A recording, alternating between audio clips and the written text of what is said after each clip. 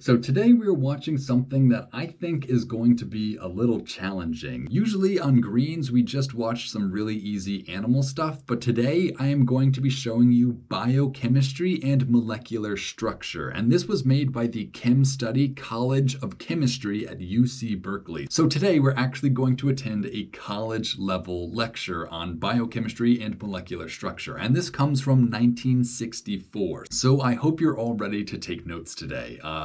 I don't know if there's going to be a test at the end of this, but I think I'm going to be tested by the end of this. Oh, I feel like before I actually get into this, I need to explain that I did take classes similar to this in college. So obviously I went for environmental science, so I definitely took a class on molecular structure, but I don't know exactly what they mean by biochemistry. Like, that's a big field, so I don't know if I'm exactly going to know what they're talking about there, but I definitely understand molecular structure at least a little. So I might have some stuff to add, but I might not as well. So let's just see. Let's dive in, shall we? This is a chem study film. Oh, that's funny. Chemical Education Material Study. That's a funny way of organizing these letters, but that's fine. A production of the Chemical Education Material Study. Wow, look at that little logo. That was actually a little impressive animation right there. Wow, and the little, that's pretty good. I'm impressed with that alone right there. When was this made? 1964? Okay, so that's not that impressive, but that's still a cool little animation they did.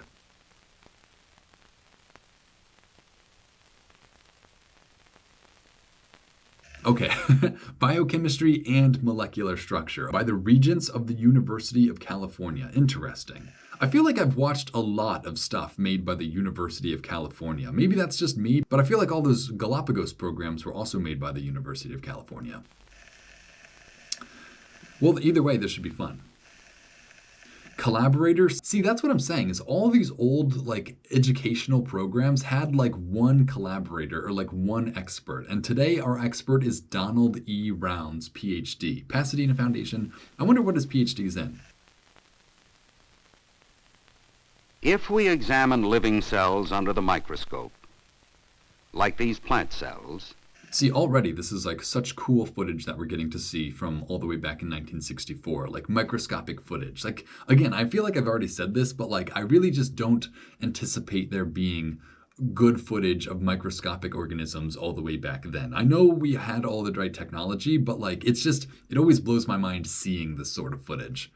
I guess, what it is seeing microscopic footage on film, not even digital. This is microscopes on film. It's an added layer of antiquity. Or these bacteria.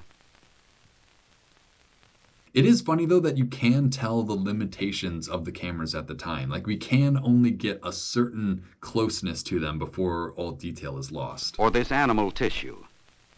We can see the movement, growth, and cell reproduction. Oh, wow, yeah, this is actual cell division. What is this, mitosis or meiosis? I think it's meiosis. I don't know, mitosis or meiosis.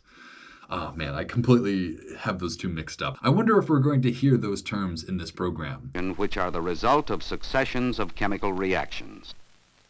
That was actually a really cool shot, though. Seeing those two cells pull apart from one another, that's real cool. Because that's all the DNA right there. Those are all the chromosomes. That was the actual act of splitting the genetic information in two so that two cells can arise. In attempting to control these reactions, man has used various substances, some from nature and some synthesized in the laboratory. This is a very funny shot, just all these natural remedies paired with just what are white pills that I just can't even recognize. I wonder if there are any pharmacists watching that actually can just, on the pill alone, tell me what medicines I'm looking at. Many of the compounds found... That looks like Tylenol, actually. No points to the pharmacist for identifying Tylenol. And error. One such compound was sulfanilamide. Sulfanilamide. I bet somebody who knows chemistry is already oh boy, here it comes. But I am completely unfamiliar with this chemical. So let's just, I am completely unfamiliar with this chemical. So I have no idea what lesson we're about to learn. Which is exciting. Usually for the greens, I have a fair degree of familiarity with all the subject materials. But here, I'm as new as you guys are. Let's demonstrate the effect of sulfanilamide on bacterial growth. What's the effect of sulfanilamide? I think it's going to kill it. I don't know. That's my guess anyway. A nutrient medium in a petri dish is used to sustain growth of bacterial organisms. These bacteria are carefully transferred from a stock preparation.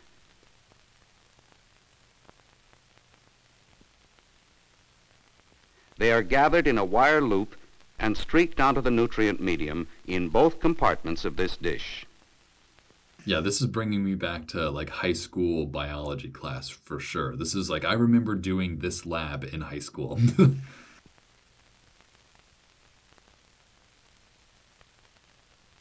Oh, but one side is going to have the sulfamanila.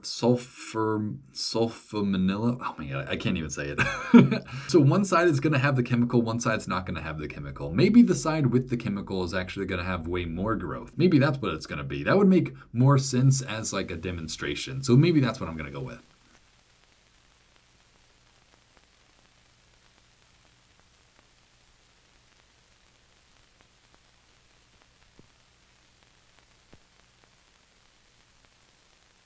Man, do I just love like 10 seconds of just nothing but silence.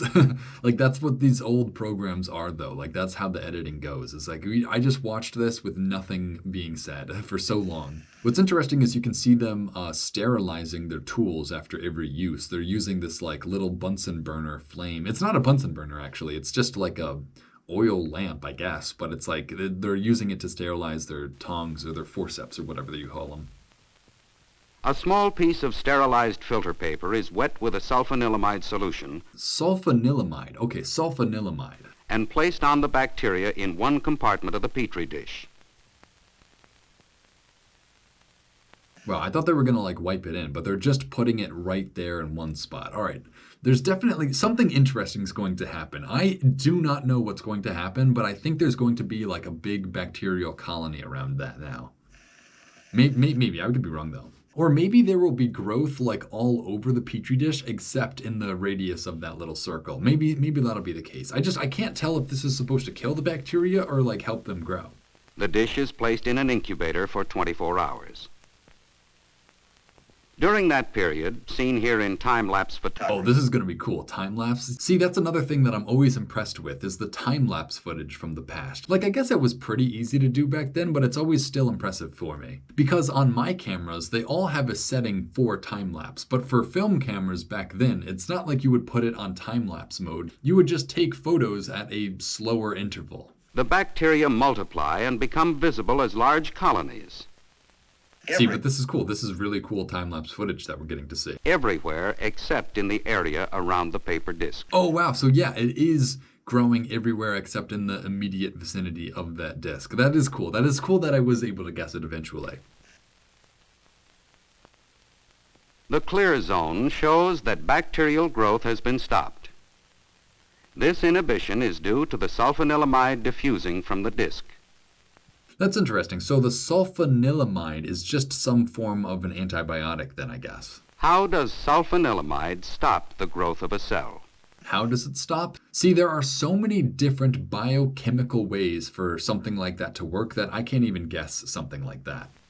First, let's examine the function of one of the key molecules that exists. Yeah, see, like, there's no way I was ever going to say something regarding the molecules. Like, I understand the molecules, it's just too tough to guess, you know? It is called para-aminobenzoic acid. Para-aminobenzoic acid. I also wonder if these names have been changed. I feel like there's a different way to organize these names now. Maybe not, maybe I'm wrong about that, but I just feel like something might have changed since then.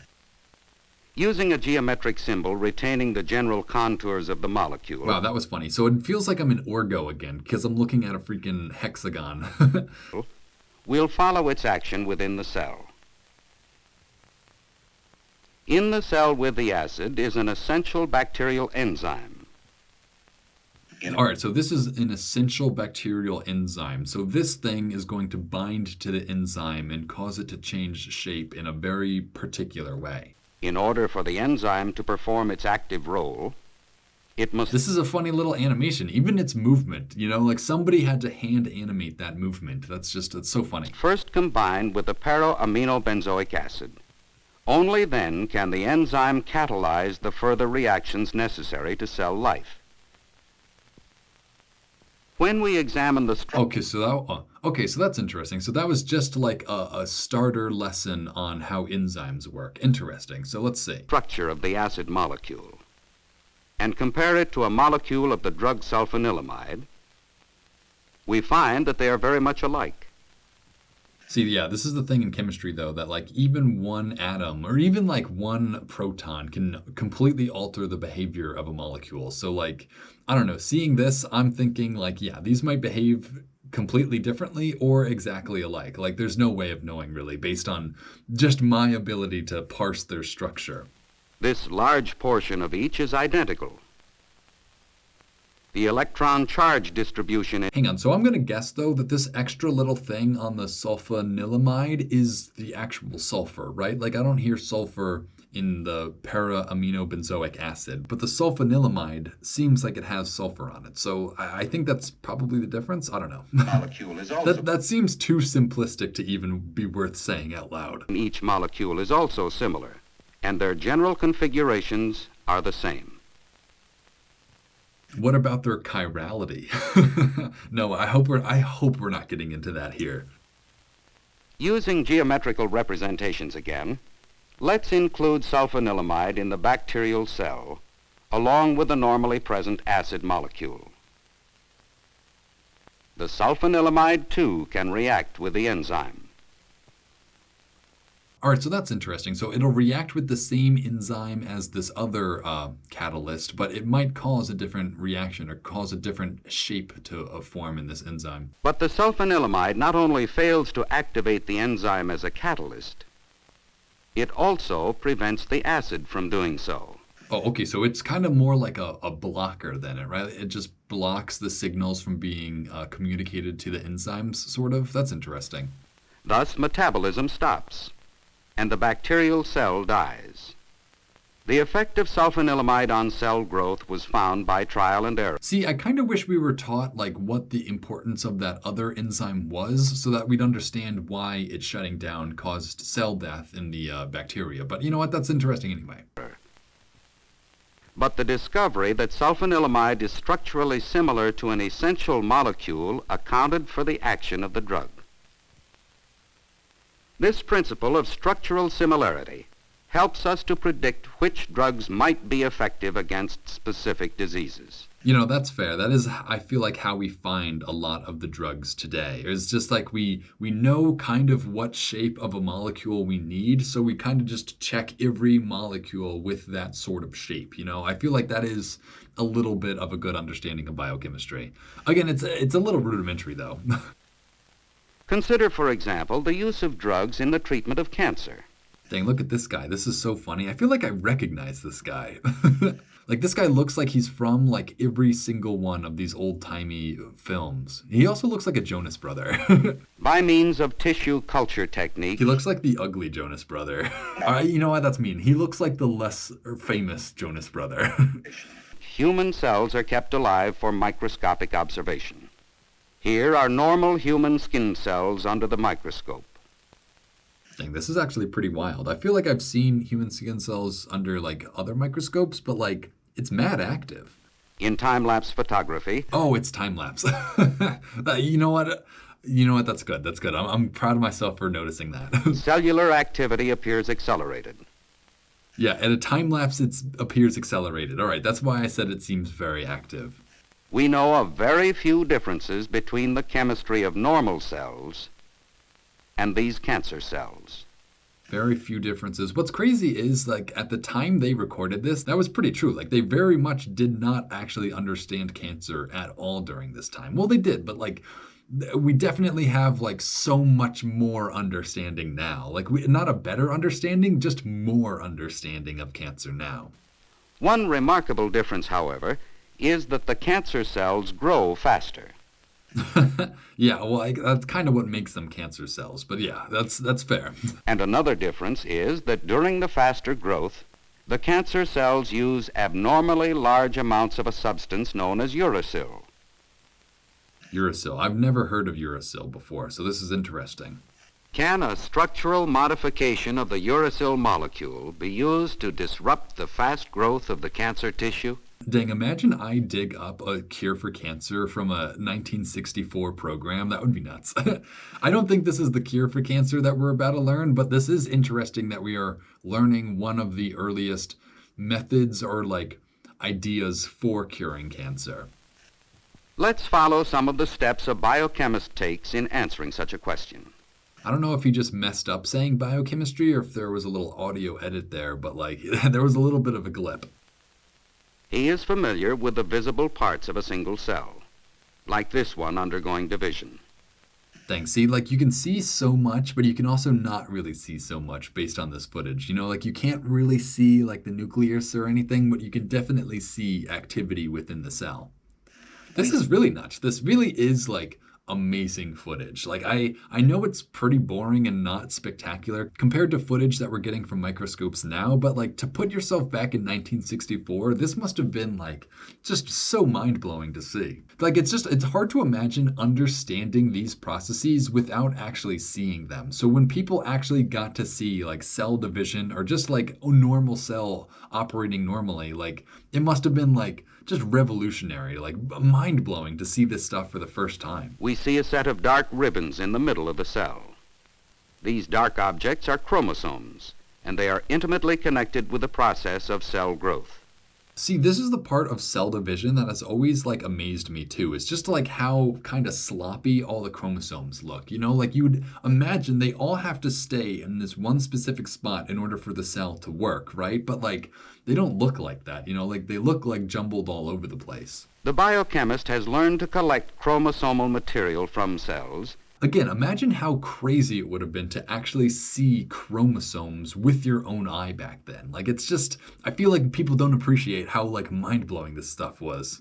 And has found that it is composed of deoxyribonucleic acid. Yeah, see, even the fact that they called it deoxyribonucleic acid, like they're not even familiar enough with it to like just call it DNA. I think they're going to tell us it is DNA, but it's like the fact that they had to introduce us to the full name of the chemical beforehand is just, it's another illustrator that DNA was not like a colloquial term yet. You know, people didn't actually just know the word DNA. Like you actually had to explain to them what DNA was. So that's what we're seeing here. We're seeing people for maybe the first time ever, hopefully not if they're watching this in college, but we are seeing people for the first time ever learn about DNA.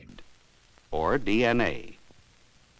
Maybe not. Maybe people already knew about DNA, but I have to imagine this is like a pretty early use of the term DNA.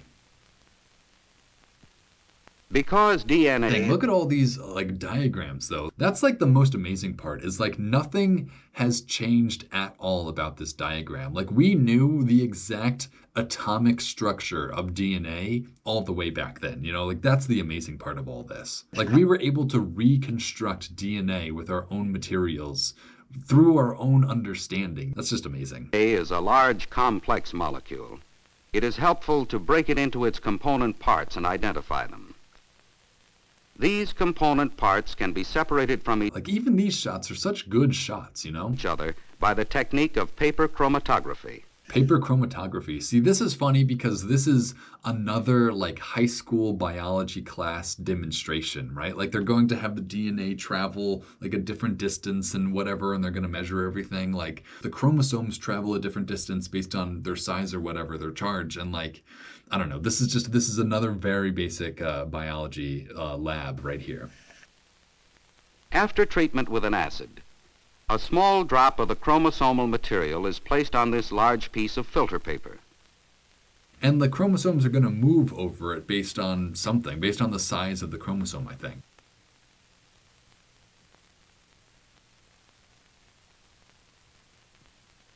The paper is rolled into a convenient shape for the next procedure. Huh, maybe I don't know what's about to happen actually, because I'm kind of lost now. That would be really cool if I learned something new right now. Oh, they just stapled it? That's interesting.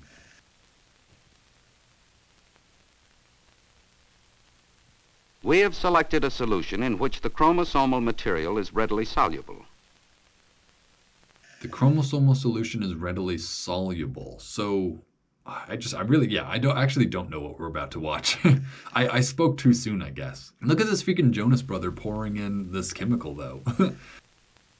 This is placed in the bottom of a glass cylinder.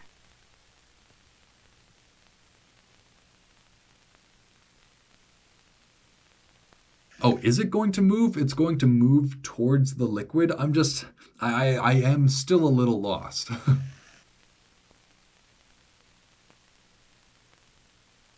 The solvent is drawn up the filter paper by capillary action. After 12 hours, the solvent front has risen this far. Dang, that's actually pretty far. Like, I feel like capillary action only works for like an inch or two. So I don't know. I don't even know what I'm talking about anymore.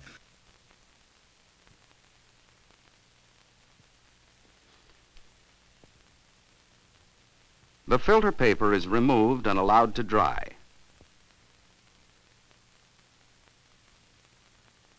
It is then rolled in the opposite direction.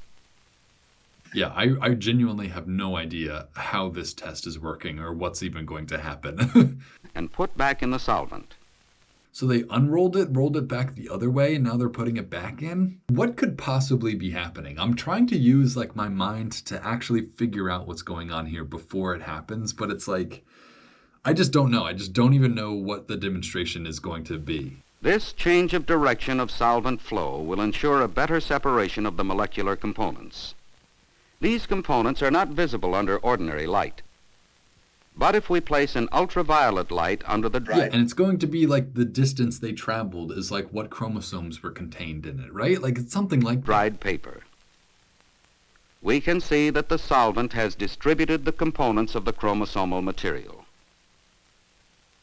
The solvent front Can we see that? I can barely see anything. has carried the chromosomal material along and deposited the components according to their molecular size and solubility. Okay, so I was right. So it was distributing the chromosomes based on their size and solubility. This is just a different form of this experiment that I've never seen before, which is really interesting. That's interesting too. So these chromosomes moved like all over this paper, it looks like. It didn't look like they just traveled in one direction. The experiment that I'm used to, they all travel like linearly. So it's just interesting to see like this demonstration in a different form. Thus, different compounds derived from the chromosomes are separated.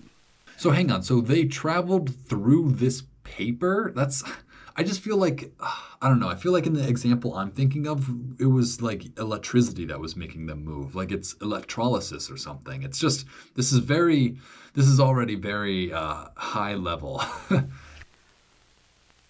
We'll cut out one of these marked areas and It's just like, how did the chromosomes get into these random blobs in this paper? You know, like if they all started in one spot, like I guess they moved through it. Obviously, that's what's determining their size or whatever, but like, it just seems almost random. I don't know. I'm glad I'm familiar with this demonstration enough to not know what's happening. You know, like I know what's supposed to be happening, but seeing what's actually happening is just confusing me even more. dissolve the material from the paper with another solvent.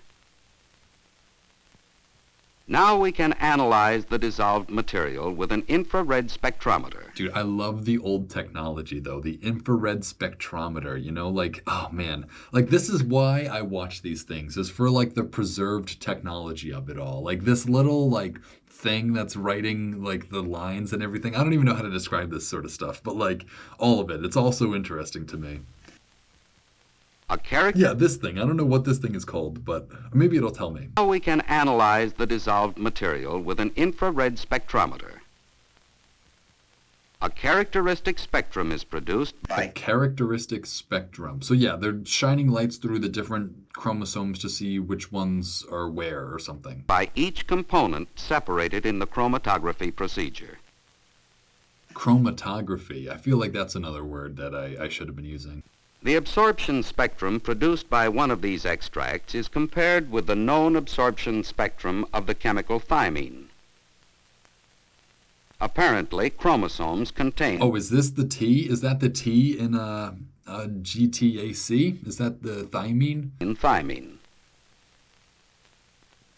Similar analysis of the other components shows that each has its own characteristic spectrum.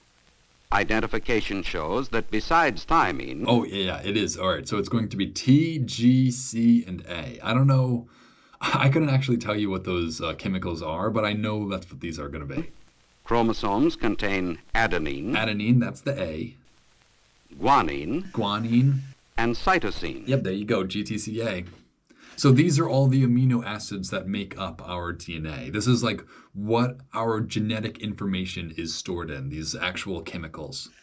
Which is actually bizarre when you really think about it. Like the fact that they have a white powder of guanine, like it's just insane. It's like that is so much genetic information right there.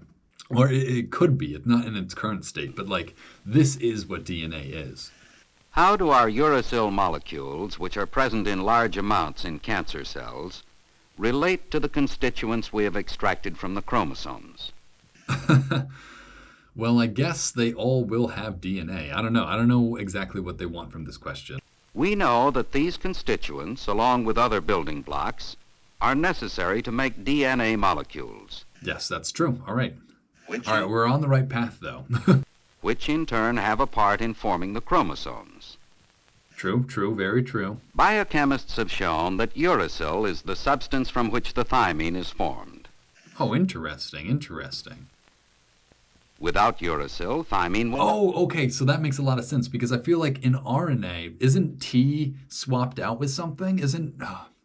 I'm trying to remember now. Isn't it swapped out with like a U, or is one of these are swapped out in RNA, or two of them are maybe. I don't know, but I think one of these does get swapped out in RNA. Will not form, preventing the synthesis of DNA, which in turn prevents formation of the chromosomes. Oh, okay, so if you take out the uracil, then you don't get the thymine, is that what it was? And then you don't get DNA. That's pretty standard. That makes sense at least. When we examine the molecular structures of uracil... It was thymine, okay. ...and thymine, we find that there is but one position in which these structures differ. To convert uracil... I love their just like soft suggestion of where that difference was, like they didn't have an arrow point to it. They just had this like light white halo form around that point where they were talking about, like that's just, again, a very subtle animation that they did. Into thymine, a hydrogen atom here must be replaced by a methyl group such as this.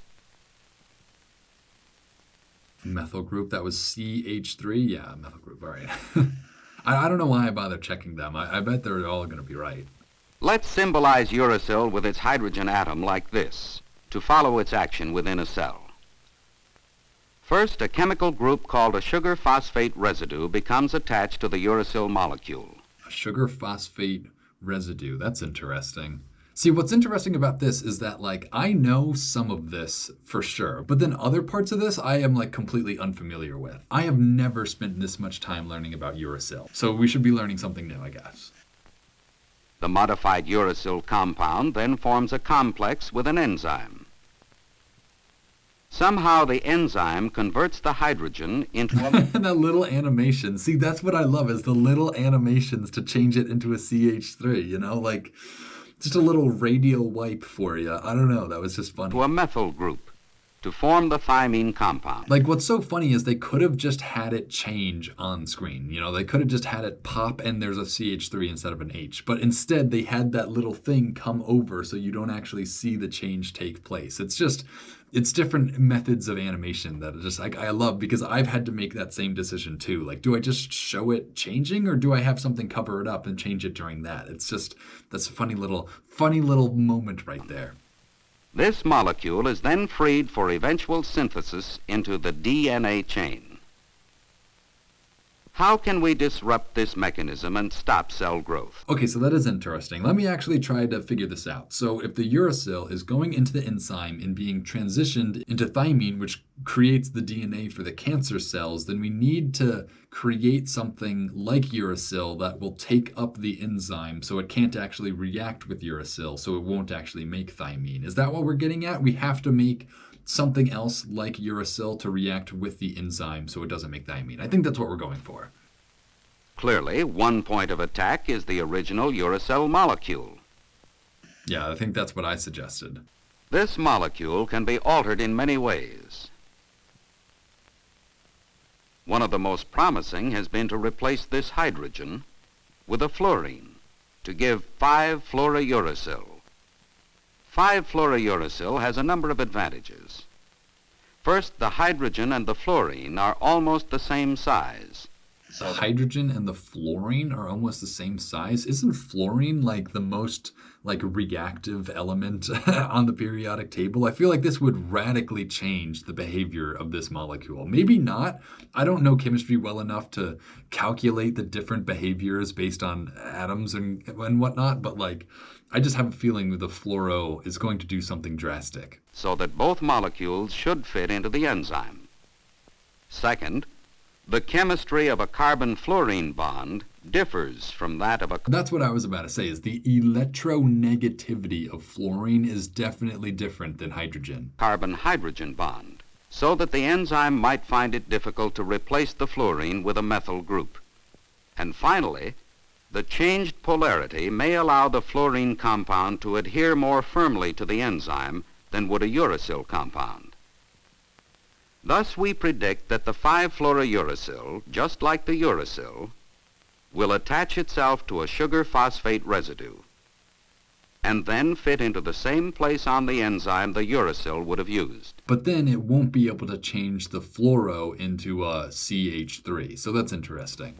But once in place, the strong bond to fluorine will prevent the enzyme from replacing the fluorine. I love this little freaking, radial wipe animation. That's so funny. And it has this outer glow on it too. It's just, oh man. And this had to have been done by hand as well. It's so funny. And I love the little squishing of the uracil, the fluorouracil molecule when that thing was trying to go in. The molecule itself squished. It's a little animation note. Again, it's all like the human touch of all these animations. And finally, we predict that the strong polarity of the 5-fluorouracil will cause such strong adherence to the enzyme that the normal uracil compound will be prevented from reacting, and that with the enzyme blocked, the essential chromosomal material cannot be made, and the cell will die. Wow, so did we just cure cancer right there? What's the problem then? It sounds like we have it all figured out. I know there's more complicated aspects to this, but it seems like they just said, well, that's the cure for cancer right there. Let's test this prediction in the laboratory. Here are two cultures of cancer cells. Those on the left have been treated with 5-fluorouracil. So hang on. So what does being treated with 5-fluorouracil mean? Does that mean you just had a bunch of it and you put it in an environment where that was more readily available than regular uracil, or is there something else that happens when you treat it? I'm just curious about that aspect of it.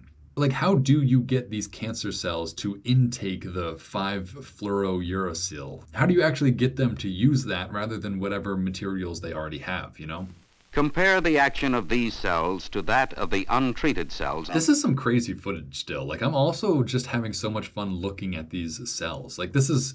It's cool footage. It's really all I have to say. Oh man, they should have made us guess which one was treated and which one was not treated. So this one is treated, this one is cancer treated. No, this one is treated with the 5-fluorouracil, and this one is not treated. Interesting. The untreated cells continue to show rapid growth.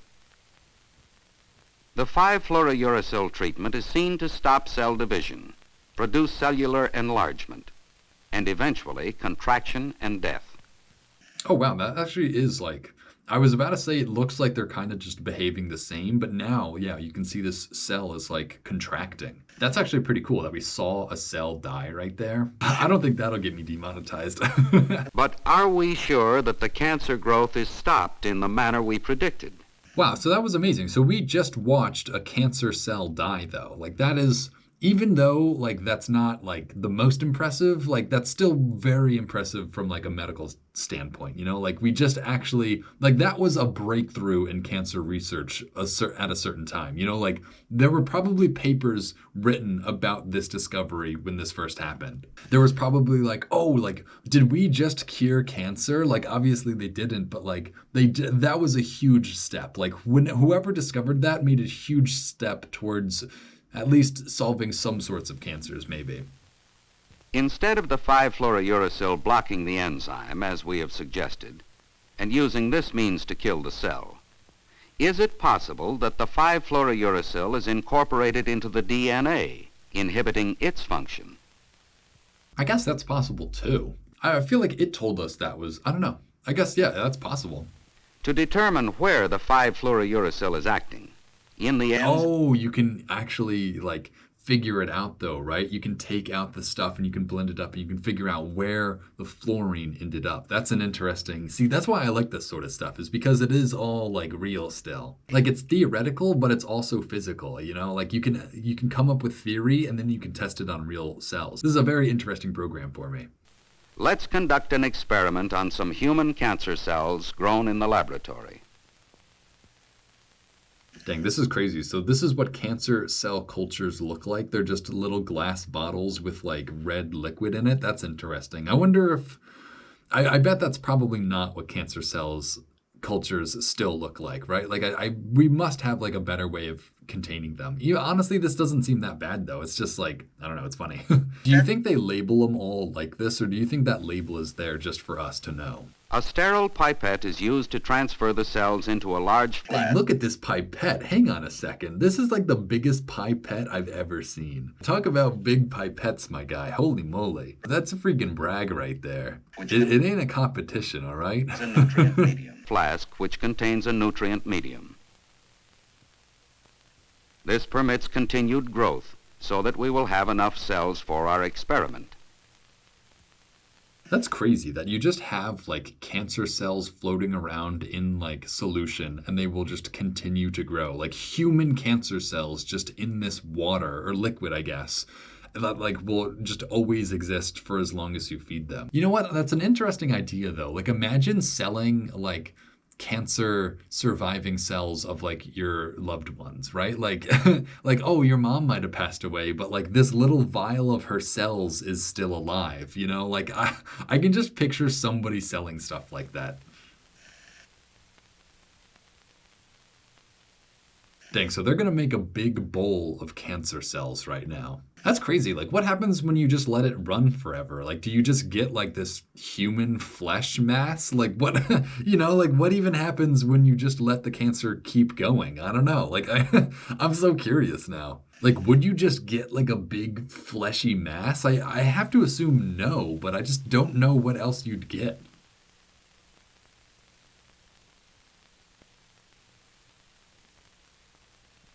The cells are kept in suspension by a magnetic stirrer and incubated for several days. Here is specially prepared 5-fluorouracil. Whoa, it's radioactive? I didn't know that. Containing radioactive. Oh, is that how we figure it out? Oh, so we make it radioactive and then we look through like an X-ray or something to figure out where these radioactive cells actually went. That's interesting. Okay. Containing radioactive carbon-14.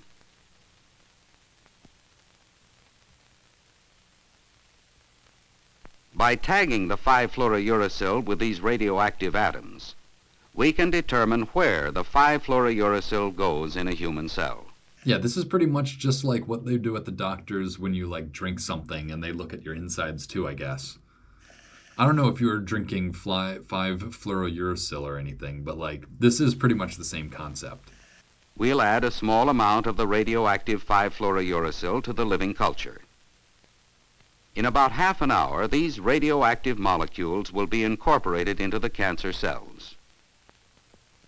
That was an impressive shot too. It doesn't seem impressive, but they must have put on a different lens to get that shot. Or they might have just zoomed in on the regular lens, but like definitely had to change the camera setup to get that shot.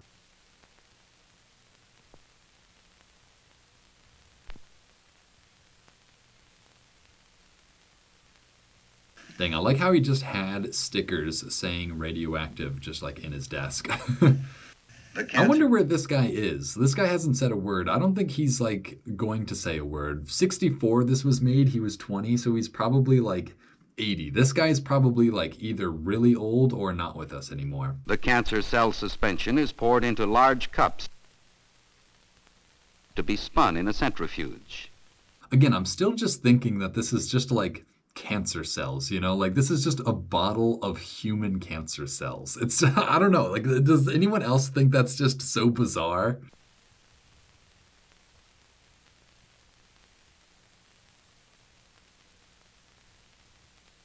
Oh, and then we are treated to another 10 seconds of silence.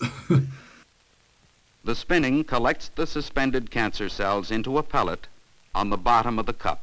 Oh, okay. So this is actually what I was curious about, the actual like physical manifestation of these cancer cells, right? Like it's one thing to say they're suspended in the water, but it's like I actually want to see them. Like I want to see the cells like actually become something. So this is cool. This is actually like the flesh that I was saying a second ago. This is like the fleshy pulp at the bottom of the cancer bottle.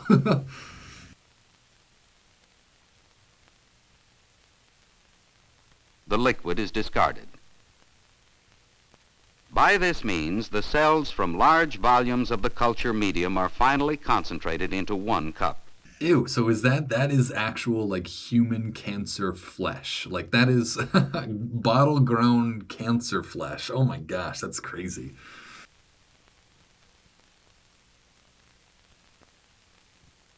The cells are then resuspended in cold sodium chloride solution to dissolve the DNA. So now this is like salty human cancer flesh. Ew. The low temperature retards enzyme action. You know what? I bet this is safe to drink still. Maybe not the radioactive part. No, probably that too, honestly. Like that's carbon 14. That's probably pretty safe. I bet you could drink this. I don't even want to picture that. Oh, that's probably so nasty. But yeah, I bet you could.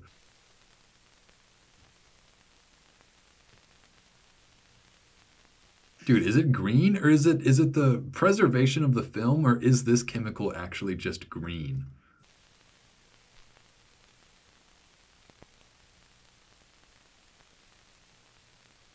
Nah, that looked green to me. I don't know. But so does this guy's hands, so maybe it is just the film. This cell suspension is placed in a blender. Placed in a blender. What are they? Are they gonna drink it? Damn, imagine they just feed it to somebody. That would be nuts. They're not going to, but like that, I just don't get the blender part of it. I guess to burst open the cancer cells so that all the DNA spills out, maybe? The violent action of the blender fragments the cells to Wow, proud of myself for calling that. facilitate dissolving DNA.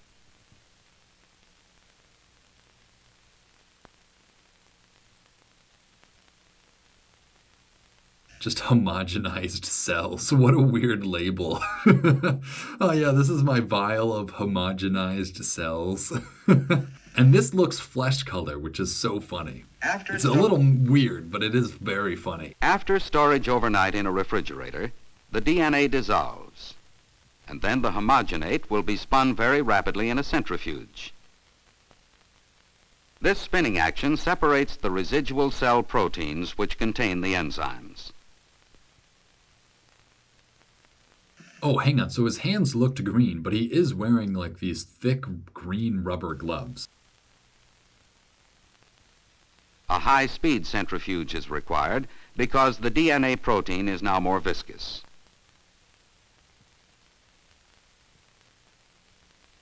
After centrifuging, the liquid contains the soluble DNA protein. The pellet contains all the other proteins, including the enzymes in question.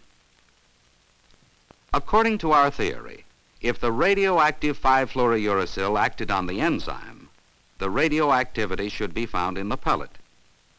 I just feel like if you're mixing this stuff up, like there should be radioactivity like everywhere, shouldn't there? Like maybe more radioactivity in the pellet or whatever, but like, I don't know, it just feels like a very easy way to contaminate everything with radioactivity. If, however, the 5-fluorouracil acted on the DNA, the radioactivity should be detected in the liquid.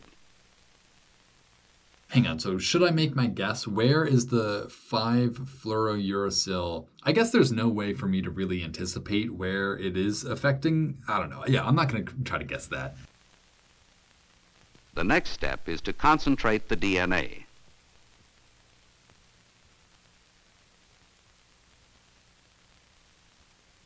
Okay, so hang on. So if the radioactive material is in this liquid, that means it didn't get absorbed into the DNA, which means it stopped at the enzyme level. It did not stop it at the actual getting into the DNA level. Right? I have that right? The liquid is drawn off and injected into alcohol, which precipitates the DNA protein.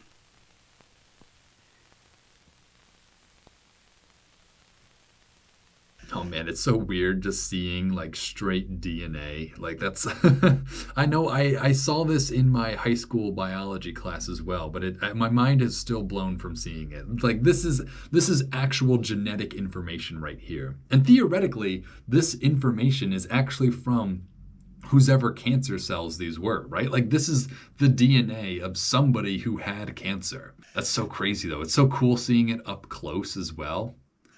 Like it is just long strands. That's just, oh, it's so wild. It's so like, I feel like people don't appreciate this at all. It's like we can see DNA. Like, oh, it's just, it's wild. I mean, it looks pretty nasty, but like the fact that we can see it at all is so amazing. Yeah, it's just a big clump of white goo. I guess that is what DNA is though. These threads of DNA material can be readily collected on a glass stirring rod. Oh yeah, it is just like, I know exactly what this looks like. A sample of the DNA fraction is removed I'm starting to get grossed out now. I don't know. for measurement of its radioactive content. Like, I guess theoretically it's like not gross at all, but like, I don't know. It is sort of gross. It is human DNA. Like, I guess it is kind of gross.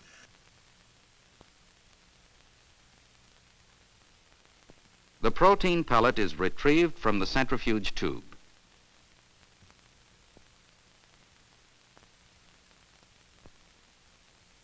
Oh, and now we're breaking out the Geiger counter. Cool. The meter shows that there is no radioactivity in the chromosomal material. Okay, so the 5-fluorouracil is working on the enzyme. It's not working in the DNA itself. I think that's what we just learned.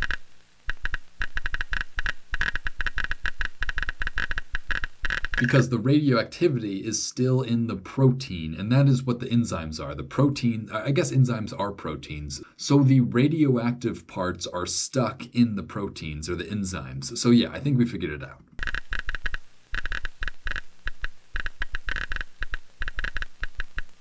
However, the protein fraction Again, we were just treated to like 5 straight seconds of them figuring out that was radioactive. Like we could have done that in a bit of a faster edit.